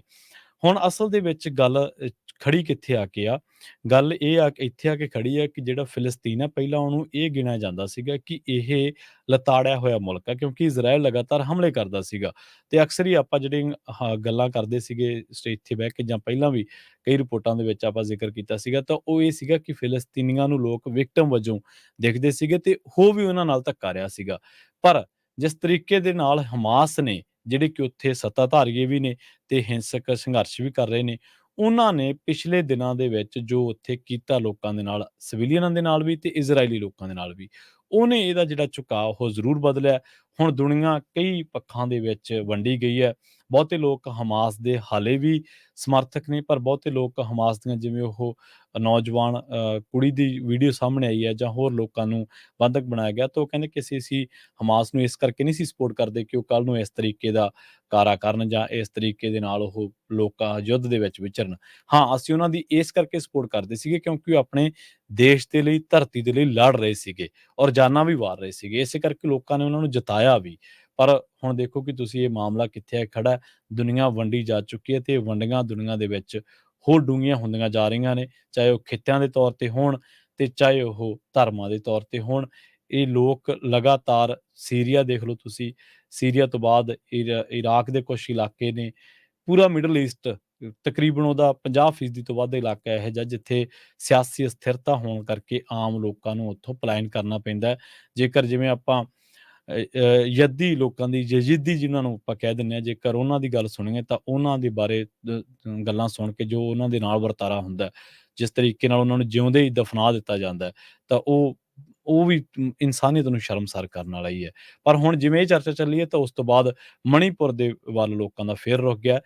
ਲੋਕ ਕਹਿ ਰਹੇ ਨੇ ਕਿ ਜਿਹੜੇ ਭਾਰਤ ਦੀ ਸਰਕਾਰ ਦੇ ਸਮਰਥਕ ਇਸ ਹਮਾਸ ਦੇ ਇਹਨਾਂ ਕੰਮਾਂ ਦੀ ਆਲੋਚਨਾ ਕਰ ਰਹੇ ਨੇ ਜਾਂ ਉਸ ਨੌਜਵਾਨ ਧੀ ਨੂੰ ਜਿਸ ਤਰੀਕੇ ਦੇ ਨਾਲ ਉਹਨਾਂ ਨੇ ਕਾਰ ਦੇ ਵਿੱਚ ਬੰਧਕ ਬਣਾਇਆ ਹੋਇਆ ਸੀਗਾ, ਤਾਂ ਉਹਨਾਂ ਨੂੰ ਮਣੀਪੁਰ ਦੇ ਵਿੱਚ ਜੋ ਔਰਤਾਂ ਨੂੰ ਨਗਨ ਕਰਕੇ ਘੁਮਾਇਆ ਗਿਆ ਸੀ, ਉਹਨਾਂ ਗੱਲਾਂ ਤੇ ਵੀ ਬੋਲਣਾ ਚਾਹੀਦਾ ਹੈ। ਸੋ ਇਸ ਤਰੀਕੇ ਨਾਲ ਵੱਖ-ਵੱਖ ਦੇਸ਼ਾਂ ਦੇ ਵਿੱਚ ਜਿਹੜੇ ਸਿਆਸੀ ਇਸ ਵੇਲੇ ਅਸਾਰ ਨੇ, ਉਹ ਸਰਕਾਰਾਂ ਦਾ ਜਿਸ ਪਾਸੇ ਨੂੰ ਵੀ ਝੁਕਾਅ ਹੈ, ਤਾਂ ਉਸ ਪਾਸੇ ਮਨੁੱਖਤਾਵਾਦੀ ਲੋਕ ਜਾਂ ਜਿਹੜੇ ਲੋਕ ਚਾਹੁੰਦੇ ਨੇ ਕਿ ਇਹ ਬੰਦ ਹੋਣਾ ਚਾਹੀਦਾ, ਉਹ ਆਪੋ ਆਪਣੇ ਤਰੀਕੇ ਦੇ ਨਾਲ ਸਰਕਾਰਾਂ ਨੂੰ ਘੇਰ ਰਹੇ ਨੇ। ਤੇ ਆਪਾਂ ਪੰਜਾਬ ਦੀ ਖਬਰ ਸਾਂਝੀ ਕਰ ਲਈਏ। ਇੱਕ ਇਸ ਵੇਲੇ ਇਹਨਾਂ ਦਿਨਾਂ ਦੇ ਵਿੱਚ ਝੋਨੇ ਦੀ ਚਰਚਾ ਬਹੁਤ ਹੁੰਦੀ ਹੈ, ਜਿਹੜਾ ਕਿ ਦੂਜੇ ਦੇਸ਼ਾਂ ਦੇ ਦੂਜੇ ਸੂਬਿਆਂ ਦੇ ਵਿੱਚ ਆਉਂਦਾ, ਮਾਫ਼ ਕਰਨਾ। ਪੰਜਾਬ ਦੇ ਵਿੱਚੋਂ ਹੁਣ ਦੂਜੇ ਰਾਜਾਂ ਦੇ ਵਿੱਚੋਂ ਜਿਹੜਾ ਗੈਰ ਕਾਨੂੰਨੀ ਢੰਗ ਦੇ ਨਾਲ ਝੋਨਾ ਆਉਂਦਾ ਹੈ, ਉਹਨੂੰ ਰੋਕਣ ਦੇ ਲਈ ਪੁਲਿਸ ਵੱਲੋਂ ਮੰਡੀਕਰਨ ਬੋਰਡ ਦੇ ਨਾਲ ਮਿਲ ਕੇ ਨਾਕੇ ਲਗਾਏ ਜਾ ਰਹੇ ਨੇ। ਇਹ ਦਾਅਵਾ ਪੰਜਾਬ ਦੇ ADGP ਸ੍ਰੀ ਨਰੇਸ਼ ਕੁਮਾਰ ਅਰੋੜਾ ਵੱਲੋਂ ਕੀਤਾ ਗਿਆ ਤੇ ਉਹਨਾਂ ਨੇ ਕਿਹਾ ਕਿ ਸਰਦੂਲਗੜ੍ਹ ਸਿਰਸਾ ਰੋਡ ਉੱਪਰ ਪਿੰਡ ਝੰਡਾ ਖੁਰਦ ਵਿਖੇ ਨਾਕੇ ਲਾਏ ਗਏ ਨੇ। ਇਸੇ ਤਰ੍ਹਾਂ 10 ਜ਼ਿਲ੍ਹਿਆਂ ਦੇ ਵਿੱਚ ਜਿੱਥੇ-ਜਿੱਥੇ ਪੰਜਾਬ ਤੇ ਹਰਿਆਣੇ ਦੀ ਹੱਦ ਲੱਗਦੀ ਹੈ, ਉੱਥੇ 80 ਨਾਕੇ ਲਾਏ ਗਏ ਨੇ, ਜਿੱਥੇ ਮੰਡੀ ਬੋਰਡ ਦੇ ਮੁਲਾਜ਼ਮ ਵੀ ਤੈਨਾਤ ਨੇ ਤੇ ਉਹਨਾਂ ਨੇ ਕਿਹਾ ਹੈ ਕਿ ਹਰਿਆਣਾ ਦੇ ਉਹਨਾਂ ਕਿਸਾਨਾਂ ਜਿਨ੍ਹਾਂ ਦੀ ਆੜਤ ਪੰਜਾਬ ਦੇ ਵਿੱਚ ਹੈ, ਉਹ ਆਪਣੀ ਫਸਲ ਵੇਚ ਜਾਣਗੇ ਕਿਉਂਕਿ ਕਿਸਾਨਾਂ ਦਾ ਸਾਰਾ ਰਿਕਾਰਡ ਆਨਲਾਈਨ ਹੈ। ਜਿਨ੍ਹਾਂ ਕਿਸਾਨਾਂ ਦਾ ਰਿਕਾਰਡ ਪੋਰਟਲ ਤੇ ਆ, ਉਹਨਾਂ ਨੂੰ ਨਾਕਿਆਂ ਤੇ ਨਹੀਂ ਰੋਕਿਆ ਜਾਣਾ, ਪਰ ਜਿਹੜਾ ਦੂਜਾ ਝੋਨਾ ਆਉਂਦਾ ਹੈ, ਉਹਨੂੰ ਰੋਕਿਆ ਜਾਊਗਾ। ਸੋ ਇਹ ਇੱਕ ਪੰਜਾਬ ਦੀ ਕਿਸਾਨੀ ਦੇ ਪੱਖੋਂ ਇੱਕ ਚੰਗੀ ਗੱਲ ਕਹਿ ਸਕਦੇ ਹਾਂ ਸਰਕਾਰ ਦਾ ਕਦਮ, ਕਿਉਂਕਿ ਅਸਲ ਦੇ ਵਿੱਚ ਹੁੰਦਾ ਕੀ ਆ, ਜਿਹੜੇ ਧਨਾੜ ਲੋਕ ਨੇ ਪੰਜਾਬ ਦੇ ਵਿੱਚ, ਜਿਹੜੇ ਸ਼ੈਲਰਾਂ ਦੇ ਮਾਲਕ ਵੀ ਨੇ ਜਿਨ੍ਹਾਂ ਦੇ ਵਿੱਚ, ਸਾਰੇ ਨਹੀਂ ਮੈਂ, ਕਿਉਂਕਿ ਸਾਰੇ ਐਸਾ ਕੰਮ ਕਰਦੇ ਵੀ ਨਹੀਂਗੇ, ਸਾਰੇ ਸ਼ੈਲਰ ਮਾਲਕ ਨਹੀਂ ਮੈਂ ਕਹਿ ਰਿਹਾ। ਤੇ ਜਿਹੜੇ ਲੋਕਾਂ ਕੋਲੇ ਪੈਸਾ ਹੈ, ਉਹ ਕੀ ਕਰਦੇ ਆ, ਉਹ ਯੂਪੀ ਦੇ ਵਿੱਚੋਂ, ਪੰਜਾਬ ਦੇ ਵਿੱਚੋਂ ਝੋਨਾ ਵਿਕਦਾ 2100 ਨੂੰ, ਉਹ ਯੂਪੀ ਦੇ ਵਿੱਚੋਂ ਝੋਨਾ ਖਰੀਦਦੇ ਆ 1000 ਨੂੰ 1200 ਨੂੰ, ਕਿਉਂਕਿ ਉੱਥੇ ਮੰਡੀਕਰਨ ਹੈ ਨਹੀਂਗਾ। ਟਰਾਂਸਪੋਰਟੇਸ਼ਨ ਪਾ ਕੇ ਉਹਨਾਂ ਨੂੰ ਝੋਨਾ ਪੰਜਾਬ ਦੇ ਵਿੱਚ ਉੱਪੜਦਾ ਹੋ ਜਾਂਦਾ ਤਕਰੀਬਨ 1300 ਨੂੰ ਕੁਆਂਟਲ। ਉਹ ਸ਼ੈਲਰਾਂ ਵਾਲਿਆਂ ਨੂੰ ਵੇਚਦੇ ਆ 21-2200 ਨੂੰ ਕੁਆਂਟਲ। ਇੱਕ ਕੁਆਂਟਲ ਪਿੱਛੇ ਉਹਨਾਂ ਨੂੰ 7-800 ਦਾ ਮੁਨਾਫਾ ਆਉਂਦਾ। ਤੇ ਆਹ ਸਰਕਾਰ ਆਉਣ ਤੋਂ ਪਹਿਲਾਂ, ਕਾਂਗਰਸ ਦੀ ਸਰਕਾਰ ਵੇਲੇ, ਕਿਸਾਨੀ ਅੰਦੋਲਨ ਤੋਂ ਬਾਅਦ ਅਸਲ ਦੇ ਵਿੱਚ ਇਹ ਪਾਜ ਉਖੜਦੇ ਆ। ਜਿਹੜੇ ਲੋਕਾਂ ਨੇ ਨਾ ਕਿਤੇ ਪਾਣੀ ਲਾਇਆ, 600-700 ਰੁਪਏ ਕੁਆਂਟਲ ਦਾ ਤਾਂ ਸ਼ਾਇਦ ਕਿਸਾਨ ਨੂੰ ਨਹੀਂ ਬਚਦਾ ਹੋਣਾ ਜੇ ਆਪਾਂ ਉਹਦਾ ਹਿਸਾਬ ਕਿਤਾਬ ਕਰ ਲਈਏ। ਨਾ ਪਾਣੀ ਲਾਉਣਾ, ਨਾ ਰਾਤ ਨੂੰ ਮੋਟਰਾਂ ਛੱਡਣੀਆਂ, ਨਾ ਸਪਰੇਅ ਕਰਨੀਆਂ, ਨਾ ਯੂਰੀਆ ਪਾਉਣੀ, ਪਰ ਉਹਨਾਂ ਕੋਲੇ ਪੈਸਾ ਹੈ, 4 ਛਿੱਲੜ ਹੈ ਤੇ ਉਹ ਇਸ ਤਰ੍ਹਾਂ ਮੰਡੀਕਰਨ ਦਾ ਫਾਇਦਾ ਚੁੱਕ ਜਾਂਦੇ ਨੇ। ਹੁਣ ਜਦੋਂ ਉਹ ਪੰਜਾਬ ਪੂਲ ਦੇ ਵਿੱਚੋਂ ਝੋਨਾ ਵਿਕਦਾ, ਸਾਡਾ ਕਿਸਾਨ ਕਹਿੰਦਾ ਮੇਰਾ ਝੋਨਾ ਝੜਿਆ 60-65 ਮਣ। ਰਕਬੇ ਦੇ ਹਿਸਾਬ ਨਾਲ ਇਹ ਪੂਰੀ ਜਦੋਂ ਕੈਲਕੂਲੇਸ਼ਨ ਹੁੰਦੀ ਹੈ ਤੇ ਝੋਨਾ ਕੁਛ ਹੀ ਹੁੰਦਾ। ਦੂਜੇ ਪਾਸੇ ਕੇਂਦਰ ਕਹਿੰਦਾ ਤੁਸੀਂ ਤਾਂ ਰਿਕਾਰਡ ਤੋੜ ਫਸਲ ਵੇਚਦੇ ਆ, ਹਾਲੇ ਤੁਸੀਂ ਰੋਨੇ ਆ।